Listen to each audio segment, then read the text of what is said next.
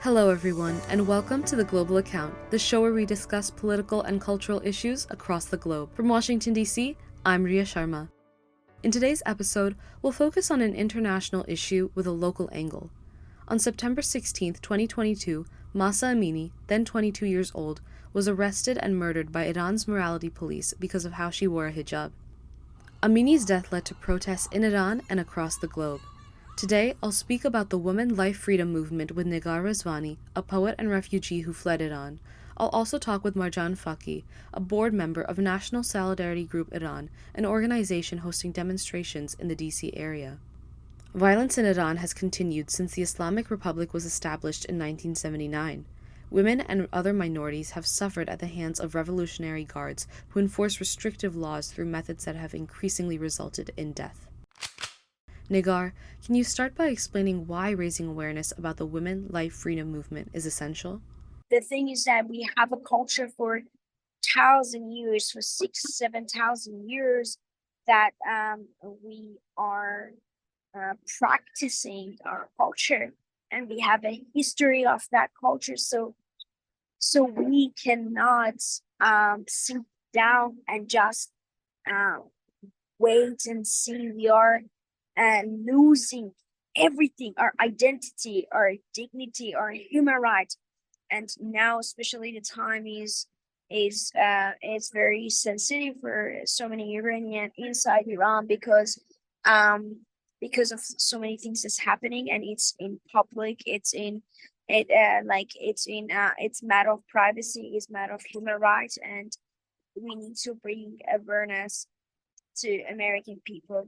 So, Negar, I understand that you are publishing your poetry online. How are you using this to reach people?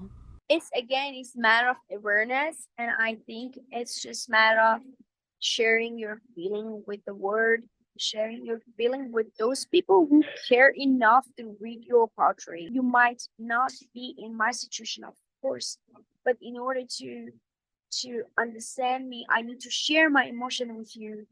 And it would be beautiful if I share my emotion through poetry, just to not experience. I hope no one experience what I experienced, but just to at least acknowledge what I have been through. Thank you, Negar. With you, Marjan, I'd like to switch gears from an individual to an organizational level. Why are you and the rest of NSG Iran using rallies to bring attention to the injustices of the Islamic Republic? all the all the protests that were happening in Iran and are still happening, they're not as much now because of the government's reaction in jailing, raping, killing people. And so, of course, people are scared. We have the opportunity to hold rallies and to be their voice.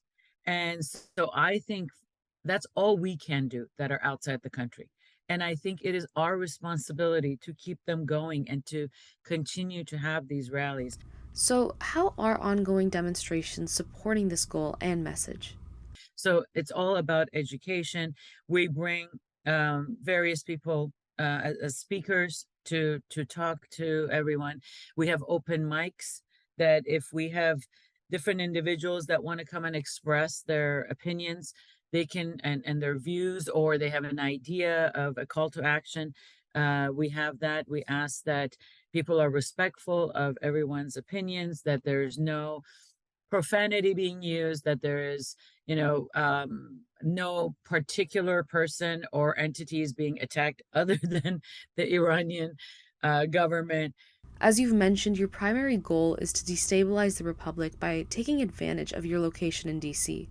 What do you think the U.S. needs to do to support this mission? They need to stop doing business with the Iranian government. They need to freeze their assets.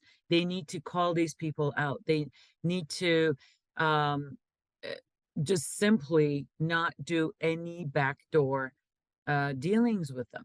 Whether it be through protests or poetry, Iranians in and out of the DMV are speaking up for their rights. It's a woman life freedom, but it's just woman is one part of this movement. Freedom is the biggest thing. We want the country back. Thank you for joining us at the Global Account. Once again, I'm Riya Sharma.